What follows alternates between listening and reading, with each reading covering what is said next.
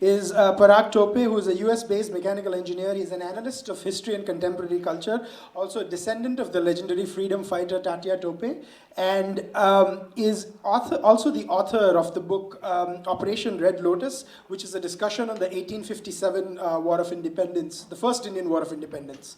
So please welcome Parag Tope.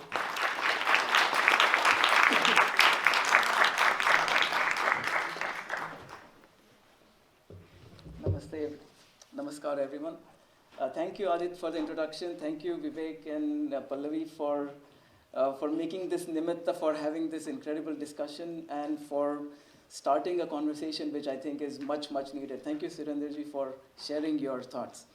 When I saw that film, the 15-minute short film that you showed, it evokes a lot of emotions. Anger, sadness, but there's one emotion which I think we ought to be very, very wary of, that is despair and despondence. And I think that's something which is key in making sure that we don't, not just from a Kashmiri point of view, but Hindus in general, that as victims, because we are the world's ancient, longest living civilization. There is not one country in the world where there's an unbroken continuity of land, the people, and the stories that have been told across generations.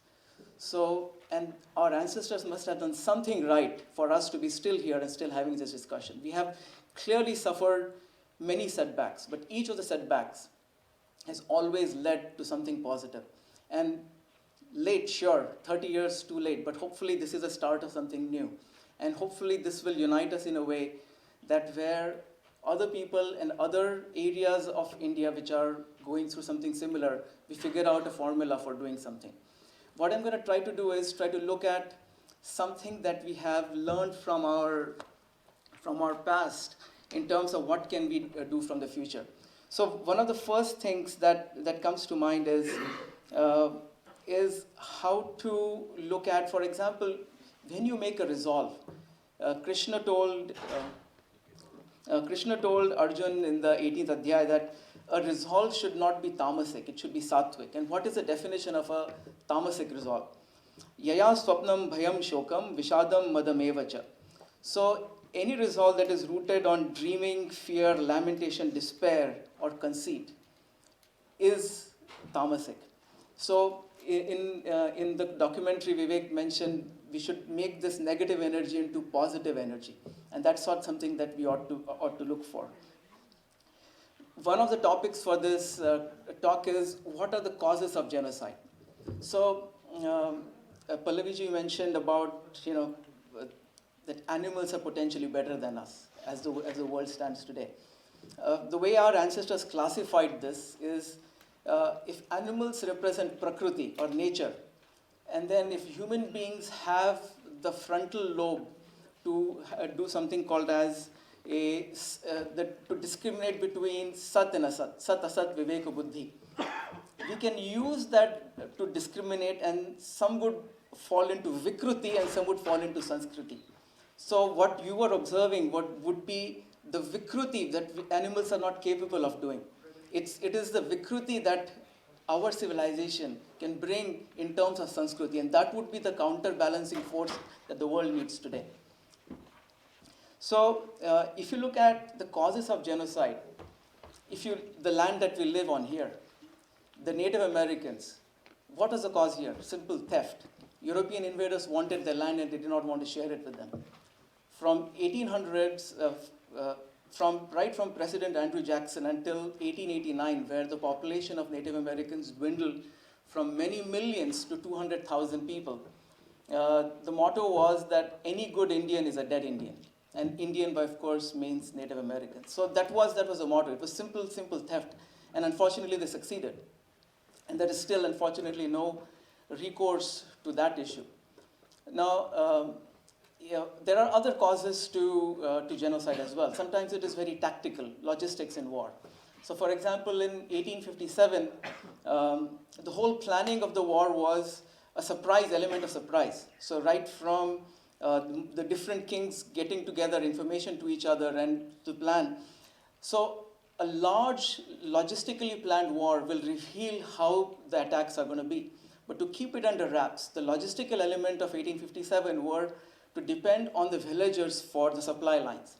That means when thousands of soldiers are marching through villages from their regiments to wherever the battlefields were, villagers are supporting the marching soldiers.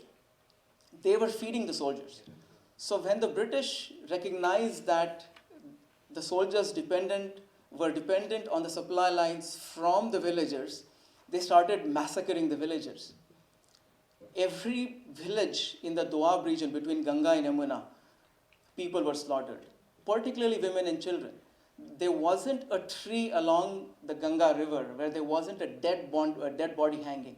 The idea was intimidation and fear, and to publicize to all the remaining villages that if you support these troops, you will be slaughtered.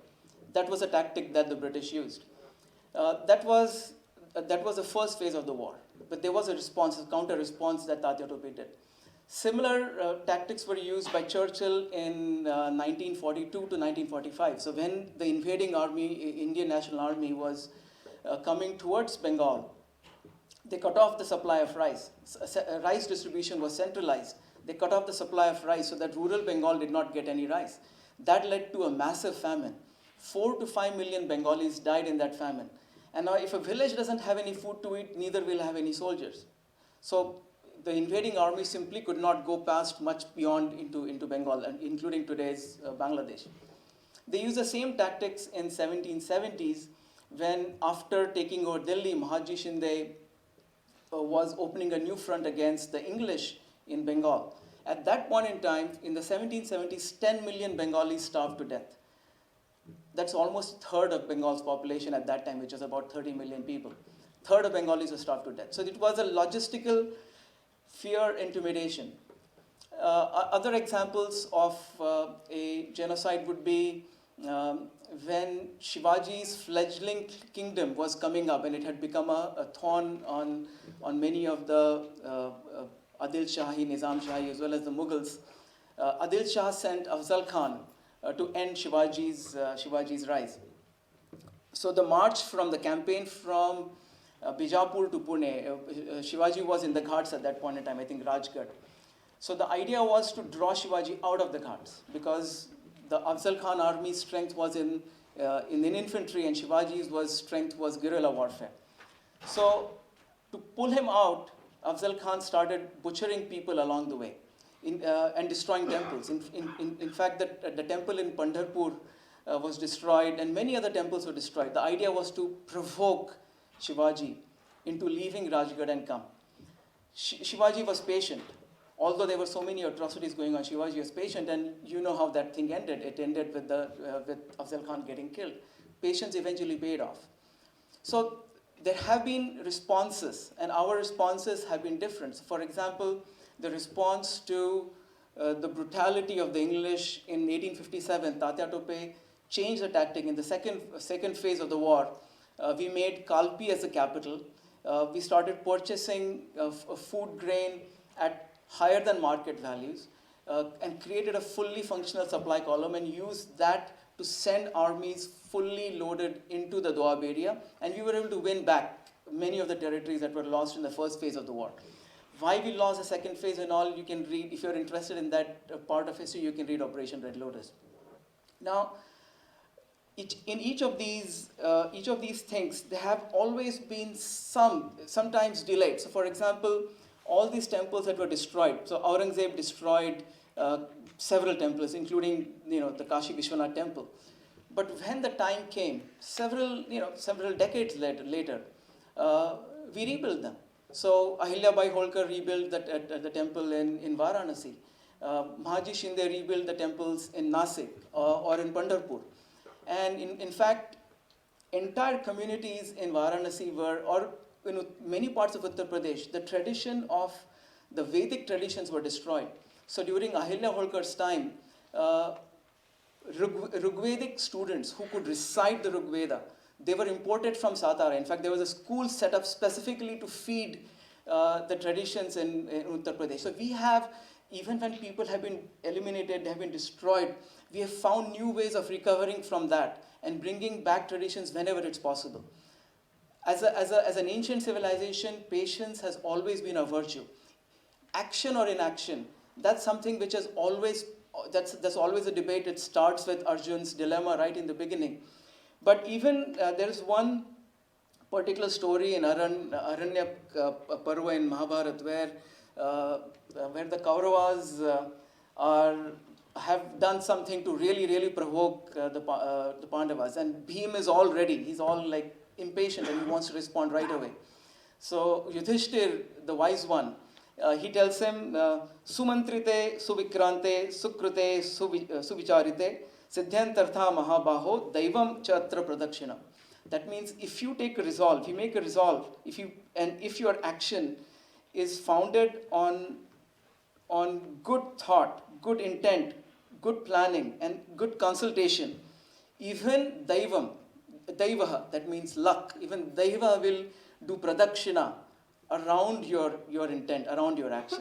And that's something which I think I see today. I think what this has done is given us an opportunity to, it's never too late, especially for a civilization that is 15,000 plus, maybe 200,000 years old, we don't know.